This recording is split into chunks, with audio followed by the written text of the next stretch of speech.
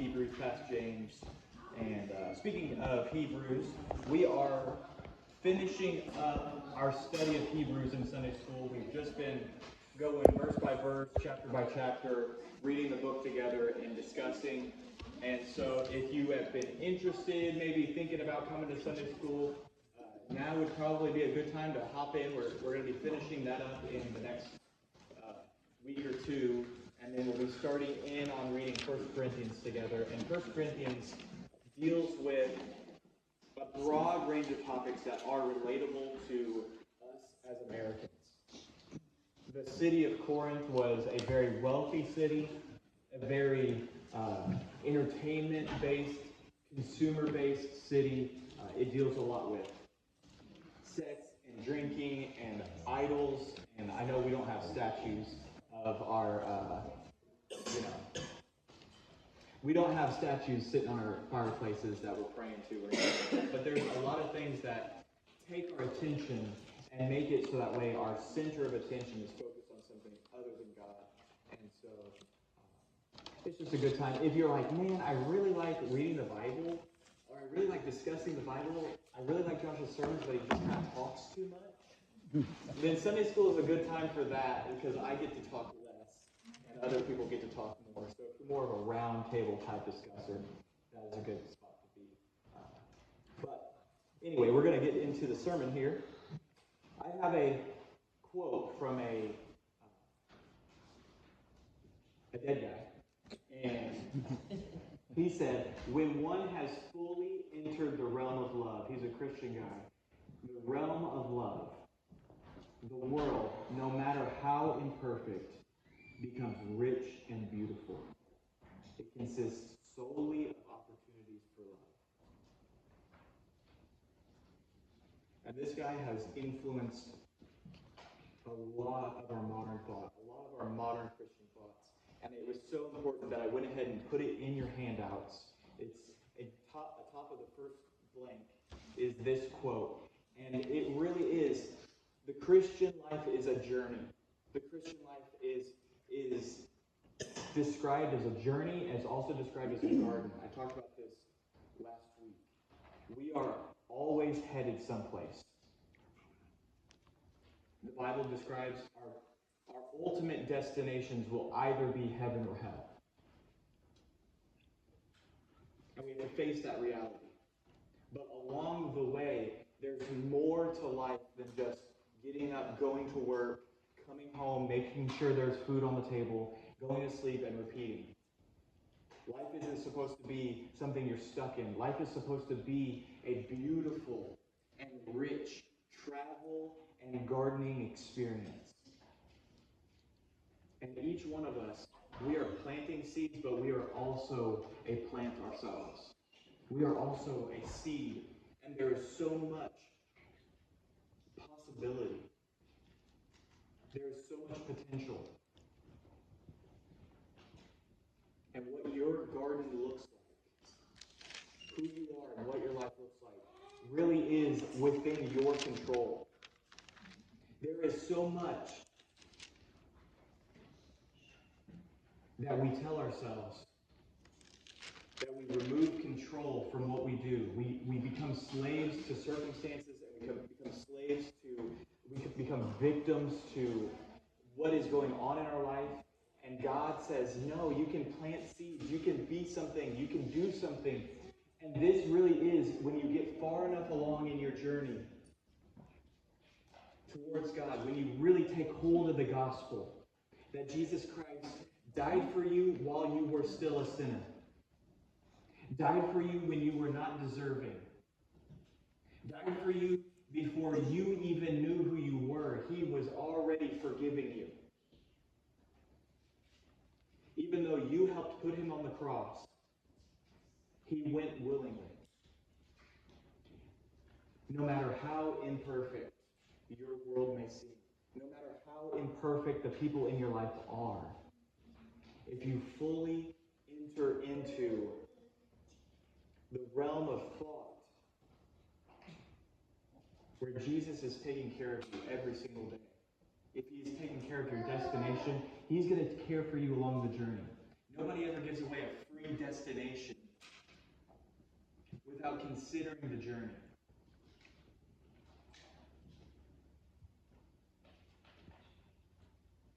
Whenever you reach that point, the world shines with a different kind of light. And I tell you what, man, there was a sign, whenever I go like that, it's louder. There was a sign in Mariah's house.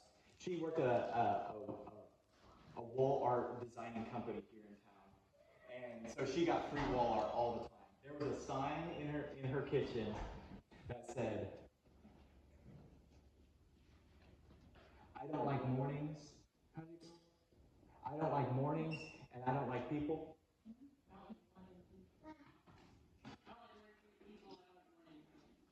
I don't like morning people. I don't like mornings. I don't like people. I know, it took a long time to get that in. And I thought, wow, that's perfect for me. I don't like mornings at all. I would sleep till 4 o'clock in the afternoon if I was just kind of like on my own schedule. I wouldn't go to sleep until 8 o'clock in the morning. That's, I remember whenever I was very young, probably one of my first memories. I lived in a hallway for a very brief amount of time, and I was just sitting in my bed, hadn't fallen asleep at all. The sun's rising. Dad was getting ready to go to work, and he said, "You still awake, son?" I said, "Yeah." He goes, "Well, probably want to go to sleep soon." And I was young, very young, but it just always, I have a hard time falling asleep at night. And so I didn't like mornings. And unfortunately, for most of my life up till now, which I'm glad that eventually it will be the minority of my life, I didn't like people either. I saw people as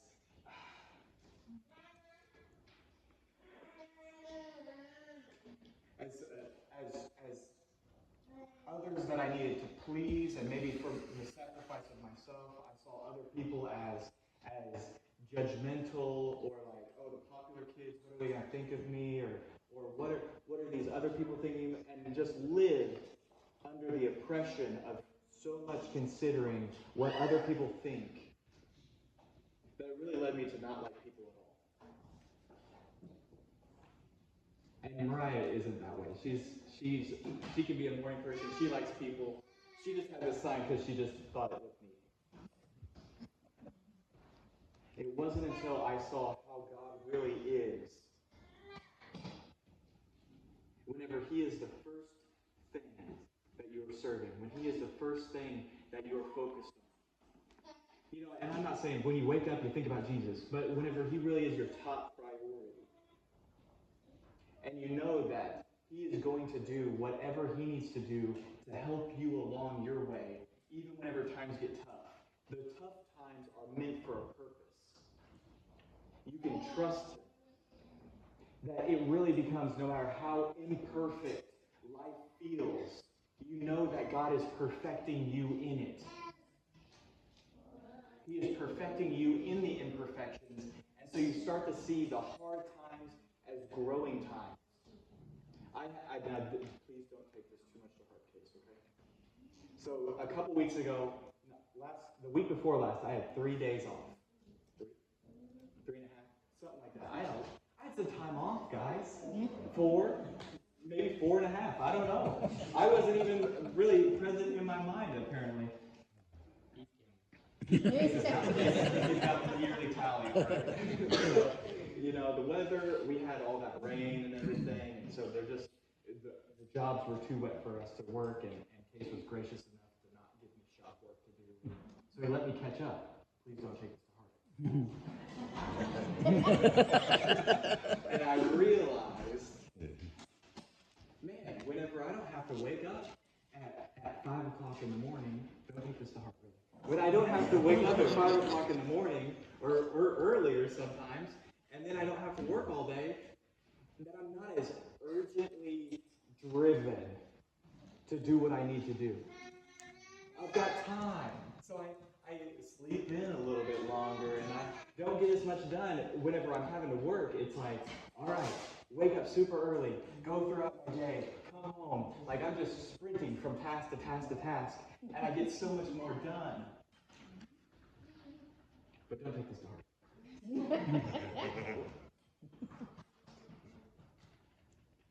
I mean, really, and thinking about, I'll get to my main point, but wives and moms that stay home, I really applaud you because it takes a lot of determination to stay diligent when you know that there's not like a taskmaster who's saying, we need this done by 10 o'clock, whatever it might be. So I applaud you. I said that, and I can't remember why I started on this topic in the first place. Oh, okay, I see, I remember. For a long time, I used to long for the day when I will get to be a full-time pastor. Longing, like, oh man, it'll be so nice. But then I might have 3 or 4 days off, and I see how lazy I am whenever there's not pressing matters. And so, I mean, one day, hopefully, I've developed the character enough that I am diligent even on my days off. And I still worked. It wasn't like I was not doing anything. But I see how even whenever it's like, oh, I slaved away all day, and now I have so much still to do in the evening, that God is perfecting something in me. A situation that I used to be like, man, I can't wait for this season to get over with. I'm seeing how important each season of life is for our journeys as Christians. So he is going to use imperfect situations to create something beautiful in your life, rich in your life. That life consists of only opportunities for greater and greater development in your life and for the life of those around you. So let's look at, I know this was a long intro, so let's look at 1 John chapter 4.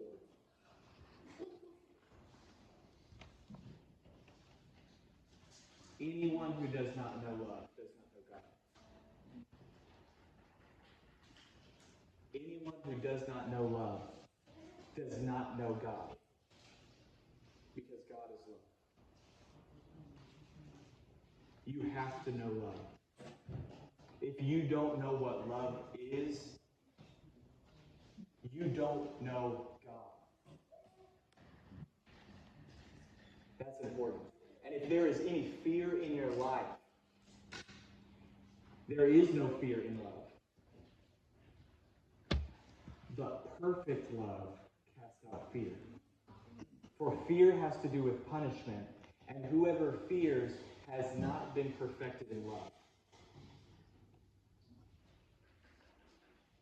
Our fear shows us where we're not trusting God. I see this all the time. We start to get in our heads about things, and you're like, Josh, I have reasons to be afraid. I have real reasons to be afraid. But what happens is that you, in your fear, create things.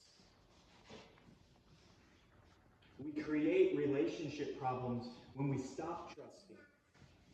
We create relationship problems when we allow fear to dominate our thoughts. And they become self-fulfilling prophecies. Well, I just feel like you're distant from me right now. Well, maybe I'm distant because I can tell there's something going on in you. Or we start to get scared, so it puts us into an anxious state. And when we're anxious, we get into flight or fight. And so maybe we start picking fights because we're worried about other things. And it pushes the other person away. And so fear becomes a self-fulfilling prophecy. It becomes our own prison that we create. But fear cannot stand in love. Because God is love. And whenever we're really trusting that God is who he says he is, that he will provide along the entire journey, that no matter how imperfect the situations are, the perfect one is still in control. We can trust him. And so if you feel like your relationship with another person is dying, it could be a friendship, it could be a family relationship, it could be your spouse, whatever it might be, a child, make sure that you are not putting your faith in that person.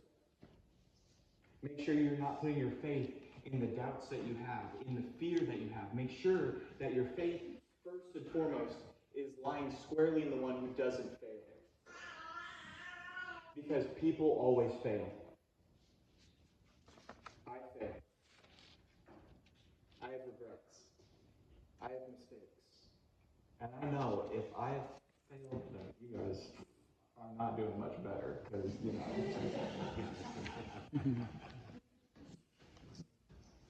No, I don't know that. We are all broken people. There's nobody who's better than anybody, except for Jesus. So, if you think you're in love, you probably are.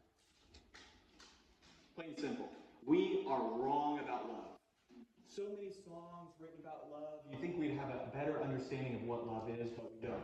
Because we don't really know who God is. We're trusting Taylor Swift and Ariana Grande and Tom Petty to define love for us. I do it. For the real men out there. We're trusting the world to tell us what love is, instead of listening to the one who is love. So we confuse love with attraction. We think attraction and desire equals love. It doesn't. We think that fulfillment, oh, well, they make me a better person. That must be love. That's not love. That's fulfillment. We think that proximity equals love. How many times do affairs happen with people that we work with? And it's not because we love them. It's just because we've spent so much time around them that we start to get some sort of feeling. We can confuse convenience with love. Well, they're what I'm used to. How many people do you know that you're like, you have dated this person for years, and you know you shouldn't be with them? You've broken up 15 times in the last 12 days.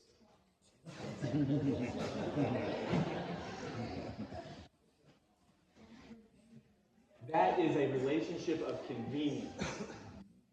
As confused, well, I just love them so much. No, you're just used to them. It's a bad cycle. Get out of there.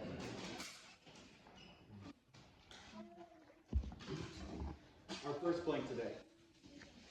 There are many things we call love that simply do not rise to the level of what love is. It does not rise. Love is a real source of joy, even in pain. Love is something that will push you to be something so much different than you ever thought you would be. Love is amazing. And I'm not talking about the euphoric ideas that we have about what love is. Love is commitment. Love is commitment. Regardless of what you do, today, for the next day, 5 years, 10 years, 50 years, whether you are the one who is pooping themselves, or if I'm the one who's pooping myself, when you're really old, Mariah, you know, when we're really old, you know,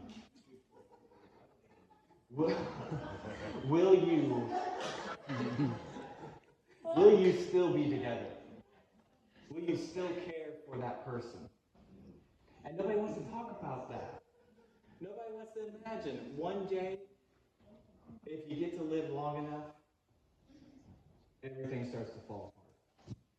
You know, isn't that the way it is with everything?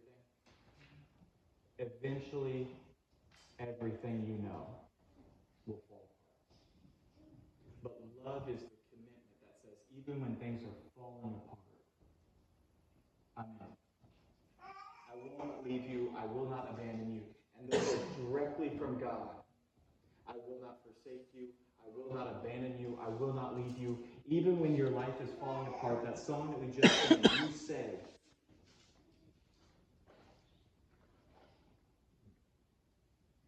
you say I'm strong when I think I'm weak. God is saying, hey, this love that I have for you isn't that I'm into you.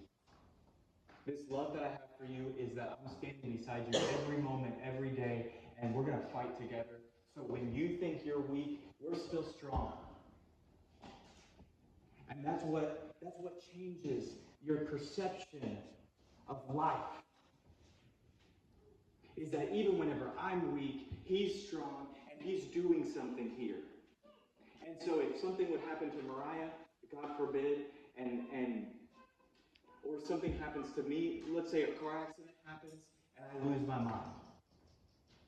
I know Mariah loves me and she's going to care for me. And I know that if something would happen to her, regardless of what the circumstances are, I'm going to love and care for you. And she's a special relationship. Marriage is a special relationship. But the church is called to brotherly love for one another. And regardless of the circumstances, it's so difficult whenever somebody parts from the church, and it might just be for a brief amount of time. It might just be while we're in a busy season. And so you start to feel weird because you're reaching out, maybe a couple weeks you reach out, and you're like, well, I don't want to make them feel like I'm pressuring them because I just want them to come back. It's literally that for me, and I know many other people, that it is we just want to be able to stand beside you regardless of what you're going through. Because that's the real Christian love. There is no manipulation, there is no guilt. It drives out the fear. And it just cares. That's God's love. So there are 3 warning signs. 3 big warning signs. And if you're driving in your car and you see that check engine light, or you see everybody ignores the check engine light. But here's one that people don't ignore. The low fuel. Right? You ignore that one and you are stranded. If you ignore these 3 relational warning signs, you are stranded. All right? So this is serious. Being serious. These are your low relational fuel lights. The first one is disunity. Disunity. God hates disunity. Proverbs, right? 6 things God hates. 7 are an abomination. I brought this up last week, Philip? Yep. 7. So remember, the 7th one must mean even more. And what it says is the 7th thing in that list was a brother who sows discord. Someone who is sowing seeds that push people apart. God says that is an abomination and he hates it. Because we should be peacemakers.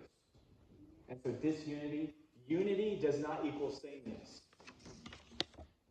Unity doesn't require for our lives to look exactly alike. You know, me and I have something in common with everybody here, so I'm not really a good example. But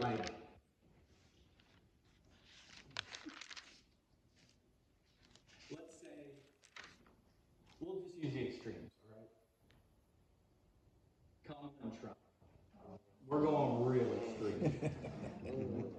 There's a lot of difference there, right? God would still say they need to get along. God would say they both need to have unity. If they're both going to serve God, the Christian God who is the real God, then he would say, I hate disunity. We need to learn how to get together and get along and work towards the common goal. Unity doesn't require all of us to like the same things, to dress the same way, to look the same way. It just requires us to work together for the same goal, and the goal is love. The goal is love. I'm not used to paper notes, so self-love is what we're used to. Self-love is into convenience, and it's into attraction, and it's into fulfillment, and what I'm getting out of it. Self-love hates differences. We're going to talk about differences appreciation and grace. How can we handle differences? Self-love hates patience because it wants what it wants right now. Real love celebrates who God made the other person to be, not just when he or she acts the way we want. This is what Jesus said. Every kingdom divided against itself is laid to waste. No city, no house divided against itself will stand. When your house is ununified, disunified, it won't continue. Warning sign number 2 is misunderstanding. Misunderstanding comes from, not from a lack of communication. Misunderstanding comes from a lack of commitment. You can communicate a lot and still be on totally different pages. You might be on the same page, but you're in different books, right? Misunderstanding each other, you have no chance of creating unity because you can't even get on the same page. Self-love commits to only understanding what you understand. Self-love isn't willing to take the extra time to explore the other person's ideas. And self-love is so full of your own thoughts and feelings that there's no room for anybody else. Real love longs to be on the same page. And I'm just going to give a helpful tip for misunderstanding. Whenever you are having a conversation, I don't care if it's an argument or if it's just a conversation, and someone shares something, a thought of theirs, communicate it back to them. Now, so, Farrah, I heard that you really like baked chicken. You know, she's talking about baked chicken. She doesn't, I don't know, you're wrong. Whatever. It's just an example. Don't make her a lot of baked chicken. And she's talking to me, she's saying, oh, yeah, you know, I just love how dry and tasteless and you know, I love not having any saliva. And I'm like, wow, you know, repeat it back. So you really love baked chicken that much, huh? What did I do? Wow, they were listening to me. No matter how preposterous it might be, when you're in an argument, that really disarms the whole situation. You never do this, you never do that, I'm always this, I'm always that. Just, hey. Alright, so what I hear is that you feel like you're having to do all the heavy lifting, and I'm not part of this relationship. Is that what you really think? Well, yeah, that is, you know, alright, so how can we rectify this? And so you start off by addressing, you want to make sure there's no miscommunication. So you give it back to them. And then you can address the disunity. Is that really how you think this operates around here? Well, how can we make this better? Because I feel like I'm doing a lot and you don't recognize it either. How can we address this? That's whenever you start pumping a little bit of fuel into your relational tank. Here's what Paul said to the church in Philippians. Complete my joy by being of the same mind, having the same love, being in full accordance and of one mind. Do nothing from selfish ambition or conceit, but in humility. Humility is openness. But in humility, count others as more significant than yourselves. That's important. Count others as more significant than yourself. People are crazy, man. And it's really neat to get to know them. Because there are great stories out there. Whenever you really get to find something out about somebody. Get into their head and see what life is like for them. Build understanding. Warning sign number 3. This is probably the most dangerous. Separation. If you are in your relationship and you're just thinking, man, I just want to get away from them. I want to be alone from them. I never get to do what I want because I'm always having to do what she wants or I'm always having to do what he wants. And so what you start to drift away because you are working on different lives. Love is motivated to be in relationship. God is love, and God is also Trinity, which means there are three persons that make up God. You know, it's something our brains can't really wrap ourselves around, is that Father, Son, and Holy Spirit are one, but they're also three. We serve one God, but there's three individual people. And I think that only comes about with perfect unity.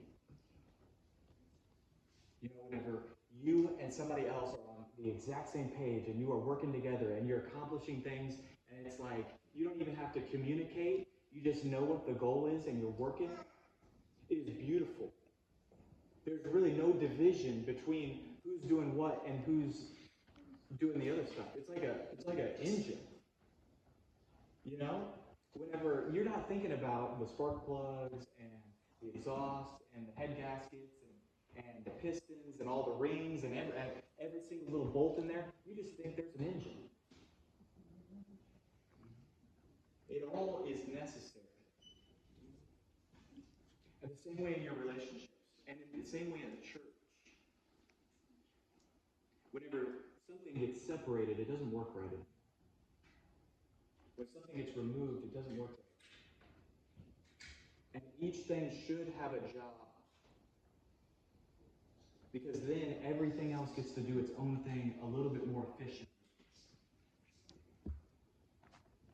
But self-love hates giving.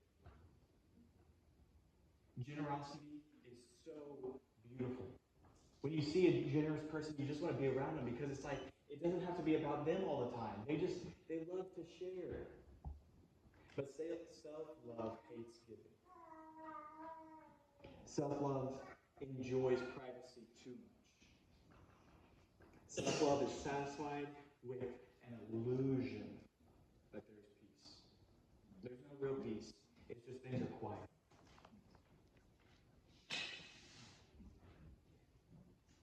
Cohabitation is a location. Marriage is a relationship. Two people under one roof doesn't mean there's a relationship. And it's so important that we make sure we are very careful with the way we use separation, because this is what the Bible says. As for a person who stirs up division, warn him once, warn him twice. After that, have nothing to do with it.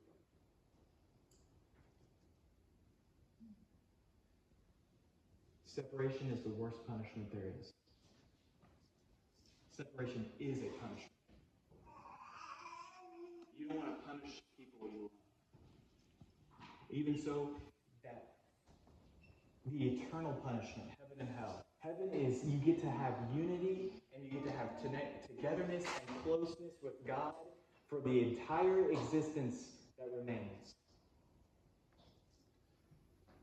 Hell means you are eternally separated from God. If God is love, there is no love. If God is good, there is no goodness. If God is just, hell will be a very unjust place. And it's all because of this separation.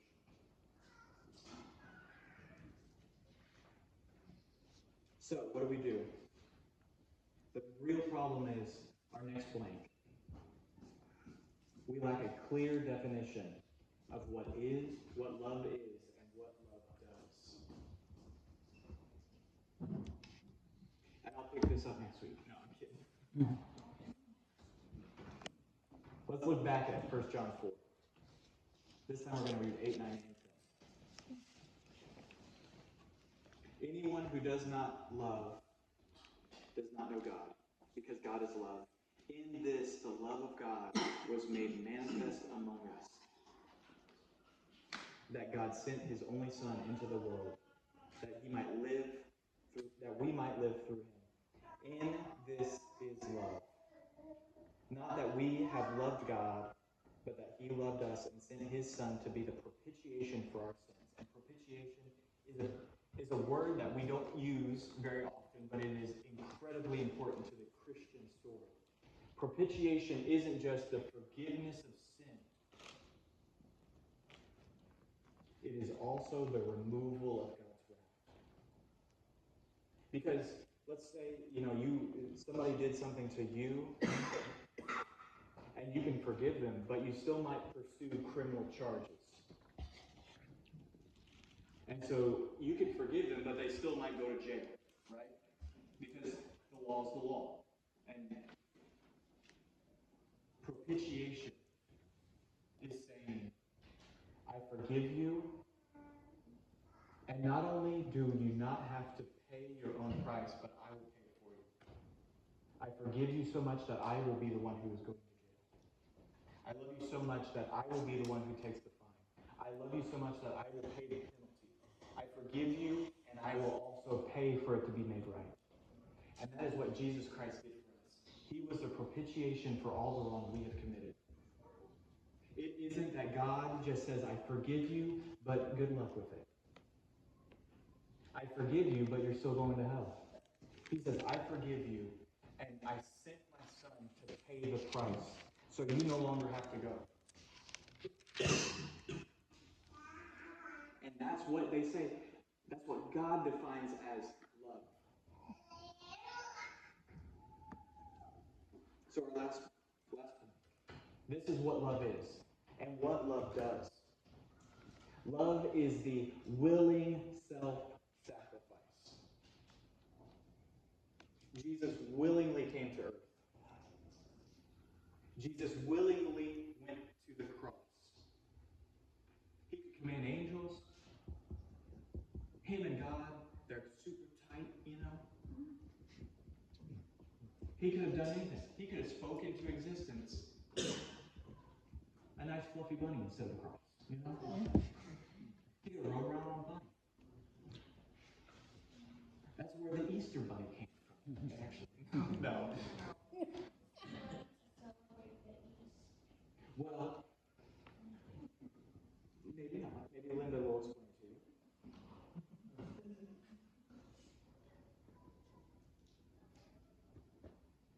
But Jesus didn't care if we were asking for forgiveness. Jesus didn't care what we did with forgiveness. He does care, but at that point, it was more about making it possible. It is a willing self-sacrifice for the good of another. It wasn't for Jesus' good that he died. It was for our good. He did that for us. And it does not require reciprocation. Or that the other person who is being loved deserves it. We didn't deserve it. And regardless if you accept it, Jesus died. If nobody would have turned their life around, if nobody would have looked at the cross and said, I love you and I want to serve you, Jesus would have still done it. Because there is no excuse. He is love. He's always going to do that for you. Love is a commitment. Love isn't about what you feel. Feelings, if you want to imagine a train, the engine of the train is your head. The caboose is your heart. Not in the way Billy talked about it. Right? In our modern American minds, in the Jewish mind, the heart was the centerpiece of where you make all your decisions. So in that way, that's the engine. But, the touchy-feely feelings, all that, that's the caboose. They will come in time. The engine hits the destination first. The caboose follows. It's a conscientious decision to love.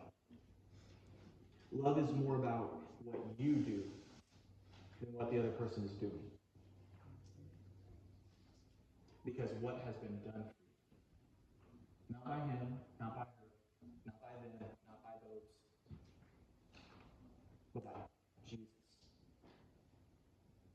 When you fully understand that, it turns into a beautiful and rich opportunity for love every single day.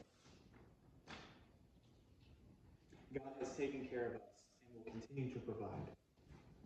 And so the love we get to experience for people, and especially the people we spend our lives with, isn't a result of what we get from them. It's a result of what we already know we have in God. This is his love. This is the last. I'm going to close on this verse. Love is patient and kind. Love does not envy or boast. This is how God feels towards you. This is what God promises he will do with you. It is not arrogant. God isn't rude. It does not insist on its own way. It is not irritable or resentful. It does not rejoice at wrongdoing, but rejoices with the truth. Love bears all things. Love believes all things. Love hopes all things. Love endures all things. And if you need that rock in your life, if you need that anchor who will endure and be with you and rejoice and also guide you and love you and steer you in the right direction because love is the greater good, then you want Jesus. And if you want Jesus, come talk to me and we'll get you hooked up. I have a good relationship with him. I can get you in. Let's go ahead and stand.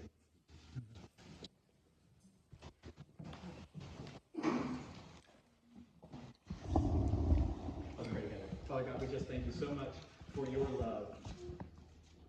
We thank you that you are 100% invested in the good of mankind, individually and as a whole. And we are going to trust you through the imperfect circumstances. We're going to trust that you have our good in mind and that you are steering our entire lives to lead us to the destination. The destination where we get to have unity forever. That we get to have understanding forever. Where we get to have total togetherness with you and your people. God, help us to hate disunity and hate misunderstanding and hate separation. God, I pray that you will embolden us to love one another. And God, I pray that if there's someone here today who wants to know your love, who doesn't, you give them the